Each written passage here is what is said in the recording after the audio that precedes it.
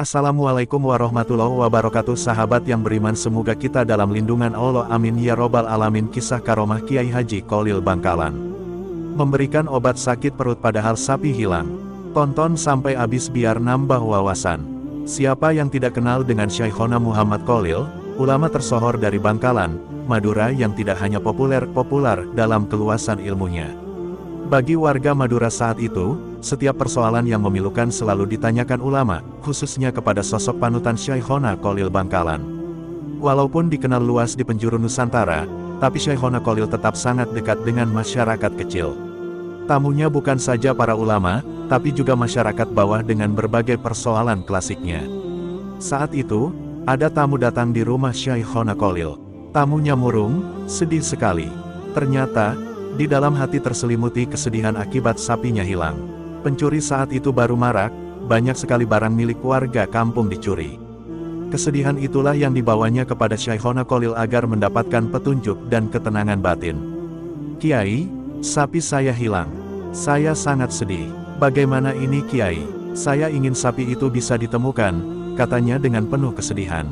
Mendengar perkataan yang penuh kesedihan itu, Syekhona Kholil akhirnya memberikan boklat atau obat pembersih perut.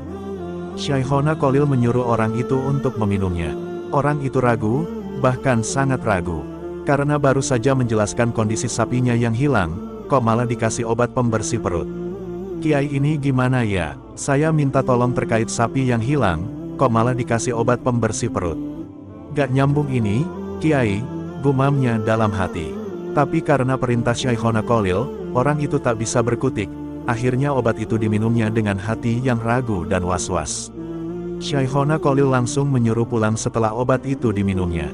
Sepanjang perjalanan pulang, hatinya terus diliputi keraguan dan kebingungan, sampai akhirnya rasa sakit gak bisa ditahan ingin buang angin besar. Beruntungnya, di dekatnya ada sungai. Maka, larilah orang itu ke sungai untuk hajat buang air besar. Alangkah kagetnya orang itu, di tepi sungai hendak buang air besar, tapi malah melihat sapinya yang hilang. Sapinya tertambat di bawah pohon dekat sungai itu. Saking gembiranya, orang tersebut langsung lari untuk memastikan sapinya benar-benar sudah ketemu. Dia sampai lupa kalau sedang menahan rasa sakit ingin buang air besar. "Alhamdulillah, akhirnya benar-benar ketemu," katanya.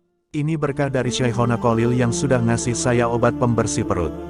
"Terima kasih, Kiai," gumamnya dalam hati penuh syukur. Itulah sosok Syekhona Kholil Bangkalan. Banyak masyarakat merasakan karomahnya di luar dugaan, bahkan sering tidak nyambung dengan persoalan yang dihadapi, tapi terbukti nyata karomahnya. Semoga berkah selalu mengalir kepada kita semua. Amin. Ya robbal alamin. Jangan lupa subscribe dan bunyikan loncengnya biar tidak ketinggalan kisah-kisah Islami dari Kodi Channel.